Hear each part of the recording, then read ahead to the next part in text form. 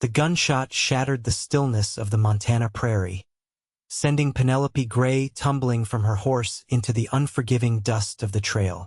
She hadn't seen the rustlers coming the first in a series of things she would never see again.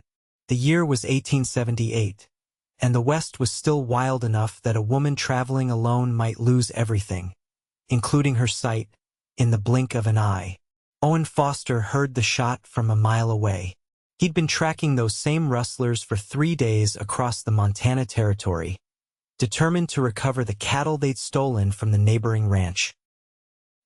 He hadn't expected to find a woman bleeding in the dirt, her honey-colored hair splayed around her like a broken halo, a bullet wound grazing her temple. "Easy now, miss," he said, kneeling beside her. His voice was rough from days without conversation, but gentle as he assessed her injuries. "Those bastards are gone now. Can you tell me your name?" Penelope's eyelids fluttered. She could make out only the silhouette of a man against the bright sky, his features blurring strangely at the edges. "Penelope Gray," she whispered. "I can't. Something's wrong with my eyes." Owen cleaned her wound with water from his canteen, his weathered hands steady despite the gravity of her situation. The bullet had grazed her temple, but the real damage might be deeper. "I'm taking you to town, Miss Gray. Doc Sullivan needs to look at you." "My horse?" she asked, trying to focus on his face and failing. "Ran off. Don't worry about that now." Owen helped her onto his stallion, mounting behind her. Her body felt small against his chest as he wrapped one arm securely around her waist. "I'm Owen Foster, by the way, county deputy." Penelope nodded weakly, the movement sending fresh pain through her skull. "The rustlers. They took my money. Everything." "We'll worry about that later," he said, nudging his horse into motion. "Right now, we need to get you fixed up." The ride to Silver Creek was excruciating for Penelope. Each hoofbeat sent jolts of pain through her head, and the world around her continued to blur and dim at the edges.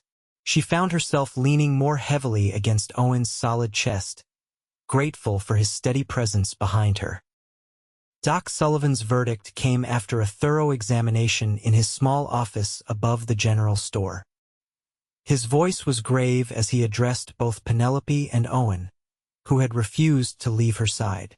"The bullet didn't penetrate your skull, Miss Gray, which is fortunate," the doctor explained, "but it seems to have caused some trauma to the optic nerve. I've seen similar cases during the war."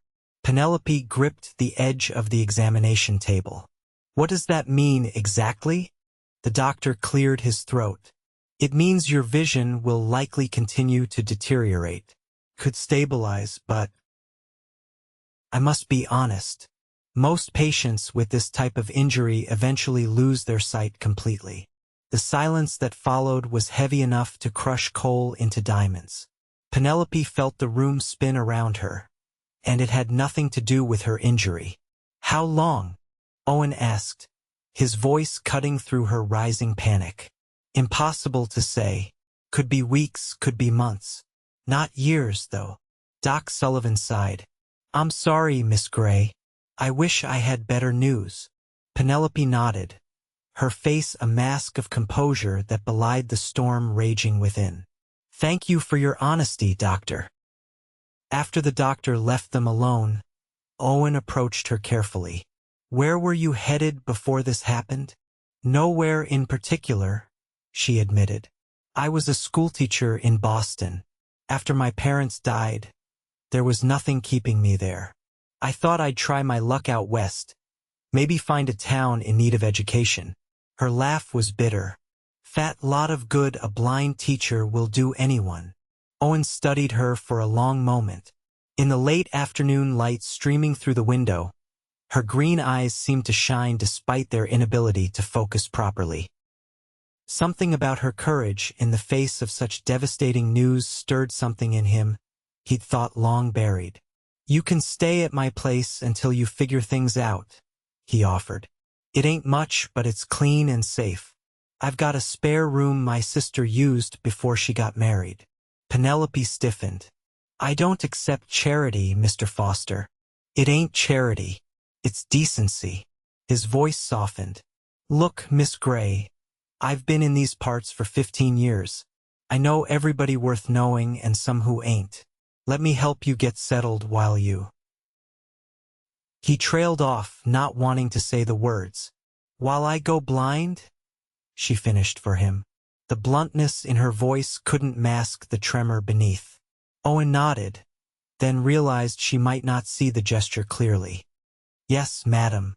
And maybe we can figure something out along the way. That night, in the spare room of Owen's modest cabin on the edge of town, Penelope wept silently into her pillow. She didn't want the kind deputy to hear her breaking apart. The world was already darkening around her, shadows creeping in where clarity had once been. She had come west seeking adventure and purpose, not darkness and dependence. At breakfast the next morning, Owen noticed how carefully she felt for the edge of her plate, how she squinted at the biscuits before picking one up. How about we take a walk around town today? He suggested. Get you familiar with the layout while you can still see some. Penelope's pride wanted to refuse, but her practicality won out. That would be helpful. Thank you. Silver Creek was a growing town, prosperous enough to have a hotel, 2 saloons, a church, and even a small lending library. As they walked, Owen described everything in detail: the number of steps between buildings, the slight dip in the boardwalk outside the mercantile, the sound of the blacksmith's hammer that could guide her to that part of town. You're being very thorough, she observed as they paused by the town square. Owen shrugged. Figure details matter when you're trying to build a map in your head. She turned toward him, her eyes not quite meeting his. Why are you doing all this, Mr. Foster? You don't know me. Owen, he corrected gently. And I know enough. I know you didn't fall apart when Doc Sullivan gave you the news. I know you came out here alone, which takes courage. And I know what it's like to lose something important and have to find your way again. His words hung between them, laden with meaning she couldn't fully grasp. What did you lose? The silence stretched long enough that she wondered if he'd walk away without answering. Finally, he spoke, his voice lower than before. My wife and daughter. Fever took them both 6 years ago. I was away chasing outlaws when it happened. Didn't even get to say goodbye. He cleared his throat. So I know something about the world going dark all of a sudden. Penelope reached out hesitantly, her hand finding his arm. I'm sorry, Owen. He placed his hand over hers briefly. Come on. Let's go meet Widow Parker. She runs the library and could use help sorting books. Might be something you could do even as your sight fades. Over the next 3 weeks, Penelope learned Silver Creek by heart. Owen walked with her every morning and evening, adding new details to her mental map. During the days, she worked at the library, memorizing the feel and smell of books she might never read again. The townspeople were kind. If a bit distant at first, they were used to newcomers who didn't stay long. Her vision continued to deteriorate. Colors faded first, the vibrant sunset becoming muted pastels, then merely variations of gray. Details blurred, next faces became impressions. Buildings merged into indistinct shapes. Only close objects remained clear, and even those were beginning to fade. One evening, as they sat on Owen's porch watching, or in Penelope's case, listening to the sunset, she finally asked the question that had been building in her. What happens when I can't see at all? I can't impose on you forever. Owen was quiet for a moment. When he spoke, his voice held a certainty that surprised her. I've been thinking about that. The schoolhouse has been empty since Miss Williams left to get married last year. The town council's been looking for someone qualified.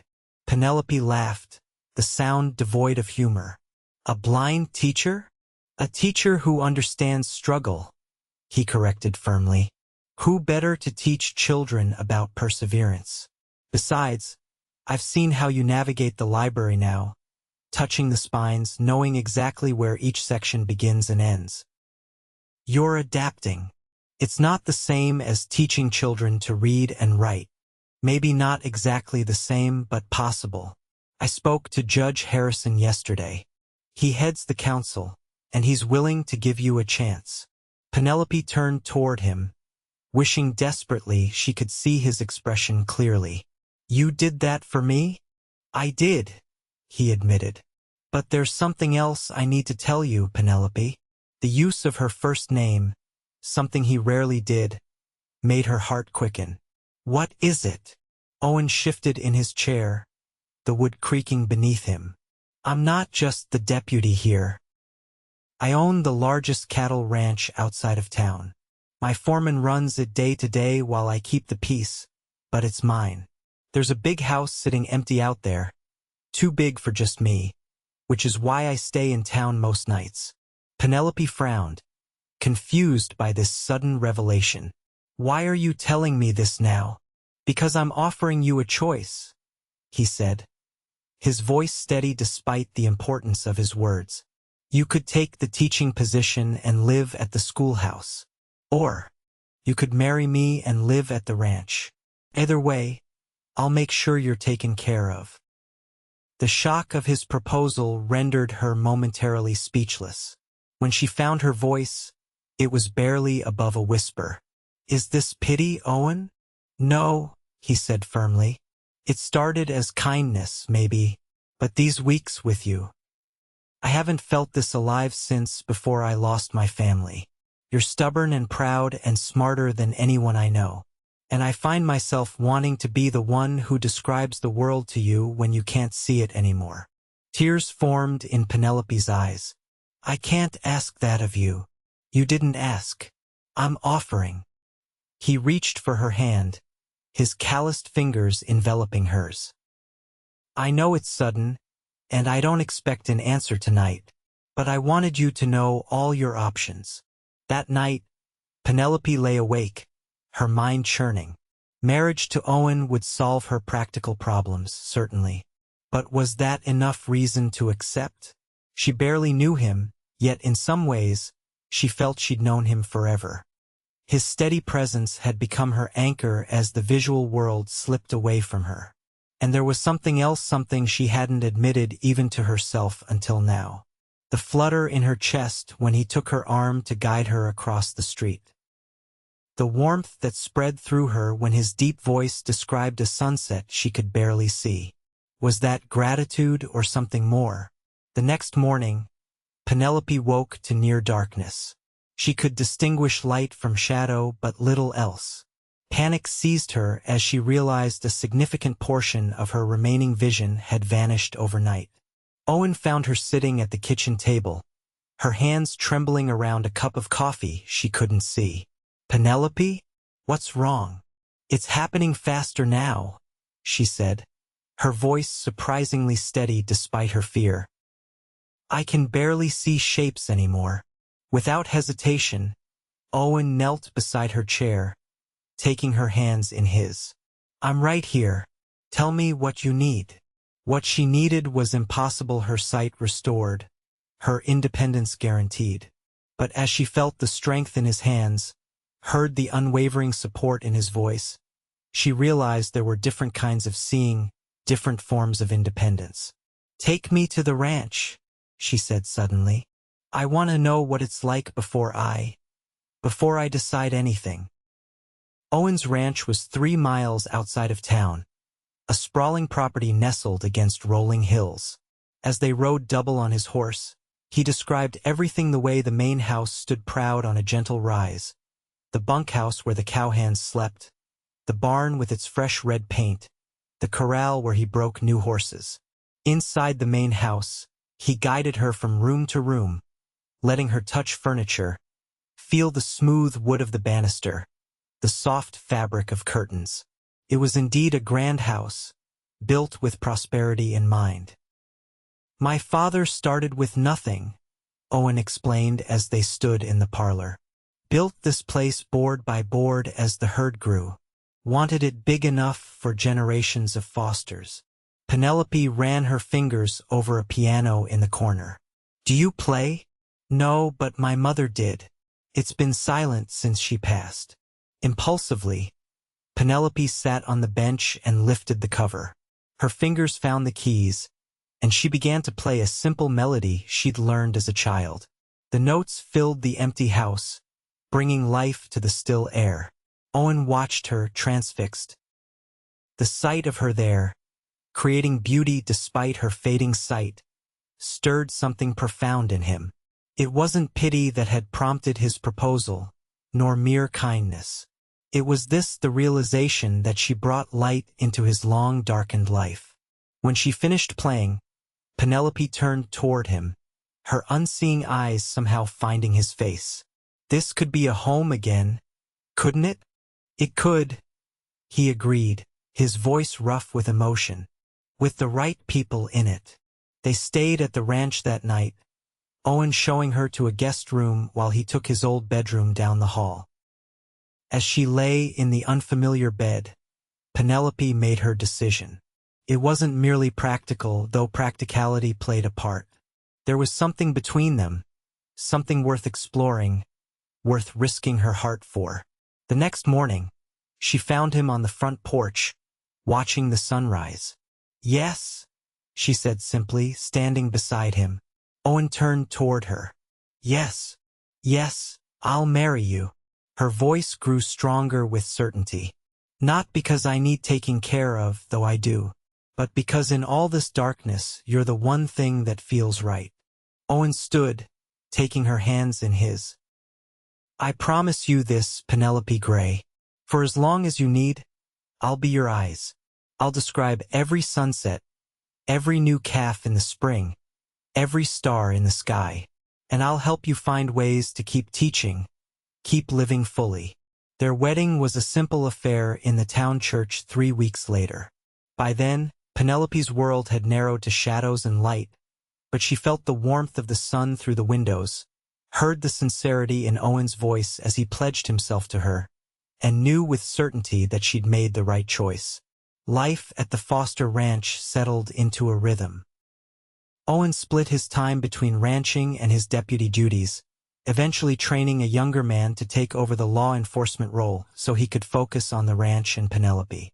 True to his word, he described everything to her from the practical details she needed to navigate their home to the beauty she could no longer see for herself. "The first calves are being born," he told her one spring morning, guiding her hand to feel the soft muzzle of a newborn. "This one's pure black except for a white star on his forehead, just like his mama." Penelope smiled as the calf snuffled against her palm. "He smells like grass and milk," she observed. "Is he strong?" "Strongest of the bunch," Owen confirmed, standing within minutes of being born. These moments, the texture of life translated through Owen's words, and her remaining senses became the way Penelope experienced the world. And slowly, she found her own way forward. Judge Harrison had kept his word about the teaching position. 3 days a week, Owen drove her into town, where she taught the older children literature, history, and mathematics subjects she could teach through discussion and memorization.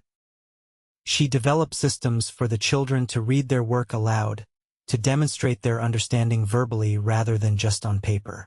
"Mrs. Foster tells the best stories," she overheard one child telling another. "It's like she sees things nobody else does." The irony made her smile, but the child wasn't entirely wrong. Without sight to distract her, Penelope found her other senses sharpening. The subtle change in a student's voice that indicated confusion. The particular cadence of Owen's footsteps that told her his mood before he spoke a word. The scent of approaching rain hours before the first drops fell. On her non-teaching days, she worked alongside the ranch's cook, learning to prepare meals by touch and smell. She learned to card wool from their small flock of sheep, the repetitive motion soothing in its predictability. She played the piano daily, filling the once silent house with music. Their marriage, which had begun as a practical arrangement tinged with mutual respect and cautious affection, deepened with each passing season. Owen's initial tenderness evolved into a profound love that sometimes left him breathless. Penelope, who had feared dependence above all else, discovered that interdependence, the balance of giving and receiving, created a stronger bond than either independence or dependence ever could. On their first anniversary, Owen led her out to the porch after dinner. "There's a meteor shower tonight," he told her, settling beside her on the swing. "The sky is so clear I can see every star." Penelope leaned against him, savoring his warmth in the cool evening air. "Tell me about them." Owen's arm tightened around her as he began to describe the heavens, the position of each constellation, the brightness of particular stars, the streak of light each time a meteor burned through the atmosphere. "There's one," he said, his voice quiet with wonder, "like a silver thread being pulled across black velvet. And another, this one's brighter, leaving a trail like a golden ribbon." Penelope closed her useless eyes, seeing the sky through his words, feeling the vastness of the universe despite her limited perspective. "Thank you," she whispered. "For what?" "For seeing beauty for both of us. For never making me feel less because I can't see it myself." Owen kissed the top of her head. "You see plenty that I miss, Penny. You heard that storm coming last week before anyone else. You knew Miller's daughter was upset before she said a word. You feel things I'm still learning to notice." It was true.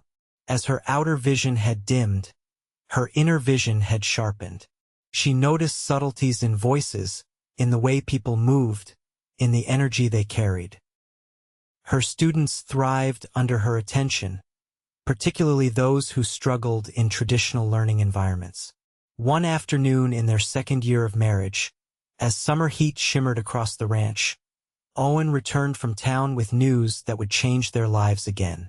"There's a doctor coming through next month," he said, his voice carefully neutral. "From Chicago. He specializes in eye injuries, worked on soldiers during the war." Penelope set aside the dough she was kneading. "You think he could help me?" "I don't know," Owen admitted, "but it might be worth asking.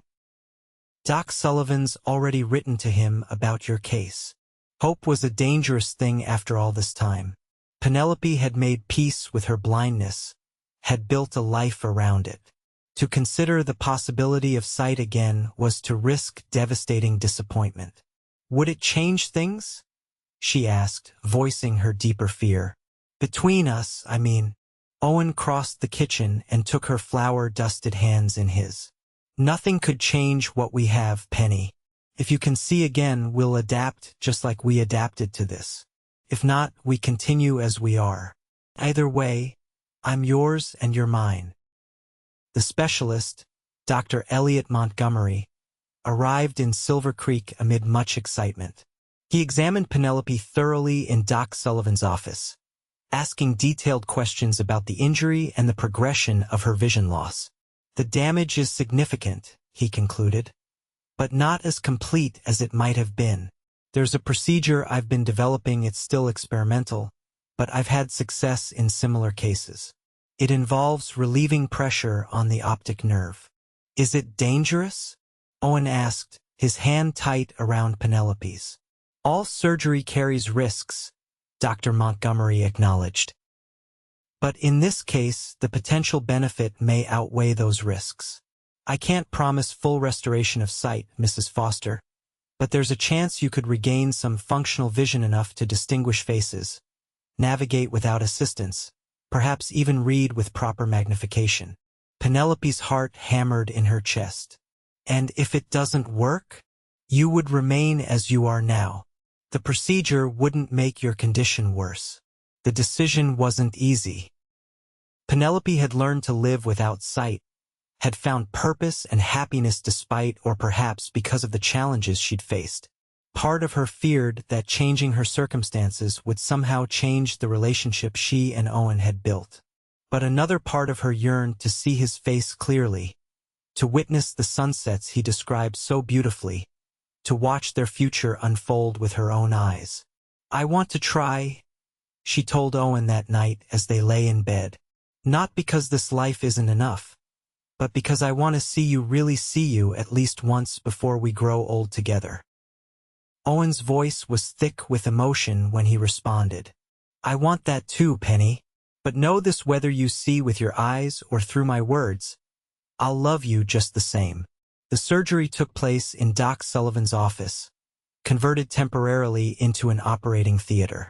Owen paced outside for 3 agonizing hours while Dr. Montgomery worked with precision and care. When it was over, Penelope's eyes were bandaged completely. We won't know the results for at least a week, the doctor explained.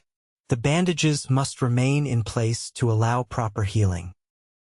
After that, if the procedure was successful, vision should return gradually. That week was one of the longest of their lives. Owen rarely left Penelope's side, reading to her, describing the weather, keeping her spirits up when anxiety threatened to overwhelm her. The town rallied around them. Women from church brought meals. Penelope's students sent handmade cards with raised designs she could feel. Ranchers stopped by to handle chores so Owen could focus on his wife. The day the bandages came off, Dr. Montgomery dimmed the lights in their bedroom to protect Penelope's sensitive eyes. Owen knelt beside her as the doctor carefully unwound the gauze. Keep your eyes closed initially, Dr. Montgomery instructed. Then open them very slowly. The light will be painful at first, even dimmed as it is. Penelope gripped Owen's hand so tightly her knuckles turned white. When the last bandage fell away, she kept her eyes shut, suddenly terrified of both success and failure. I'm right here, Owen whispered, his breath warm against her cheek. Whatever happens, we face it together. Gathering her courage, Penelope slowly opened her eyes. At first, there was only blinding pain that made her gasp and close them again immediately. That's normal, the doctor assured her. Try again, but even more gradually. The second attempt was less painful. Blurry shapes emerged from the dimness, the outline of the window, the darker rectangle of the bedroom door, and closer, a face she knew must be Owen's but couldn't yet distinguish clearly. I see shapes, she whispered, tears streaming down her cheeks. Shadows and light. Dr. Montgomery nodded, pleased. Excellent. That's an encouraging start. Your vision should continue to improve over the next few weeks as the swelling reduces completely. He was right. Each day brought small improvements, colors returning first, then the ability to distinguish features at close range. The world remained blurry around the edges, like looking through frosted glass, but it was so much more than the darkness she'd grown accustomed to. The first time she clearly saw Owen's face, his strong jaw covered with the beard he'd grown since their marriage, the crow's feet at the corners of his blue eyes, the way his smile transformed his entire countenance, she cried unabashedly. You're more handsome than I imagined, she told him, tracing the features she'd known only by touch for so long. Owen's own eyes glistened with emotion. And you're more beautiful than I could ever describe. Her vision stabilized at what Dr. Montgomery called functional impairment. She would never have perfect sight again, would always need glasses for reading, would still struggle in low light. But she could see well enough to walk without assistance, to recognize faces, to witness the beauty of their ranch and the town she'd come to love. The most profound change, however, wasn't in what Penelope could see, but in what she and Owen had discovered during her blindness. They had built a marriage on trust more absolute than most couples ever achieved, on communication more honest and detailed, on interdependence that made them stronger together than apart. 5 years after the fateful day when a bullet changed the course of Penelope's life, she stood on the porch of their ranch house, watching a summer storm roll across the prairie. Owen joined her, wrapping his arms around her from behind, his chin resting on her shoulder. Still magnificent, she said, watching lightning dance across the distant hills. Though different than I imagined when you described storms to me. Owen turned her in his arms to face him. Better or worse? Penelope smiled, taking in the face of the man who had been her eyes when darkness fell, who had shown her how to see with more than just vision. Just different, like everything. Some things are more vivid in reality, others were more beautiful in imagination. And us? He asked, his voice soft with vulnerability. Are we what you imagined when you couldn't see? She reached up to touch his face, a habit she'd never abandoned. We're better. Because what matters most was never about seeing. It was about being seen, truly seen for who we are. As thunder rumbled overhead and rain began to fall around their sheltered porch, Owen gathered her closer. I love you, Penelope Foster, with your eyes open or closed, in darkness or light. And I love you, she whispered against his lips. The man who kept his promise to be my eyes until the end and who taught me to see with my heart when my eyes failed. Together they watched the storm, two people who had learned that vision takes many forms, and that sometimes the clearest sight comes through the darkness.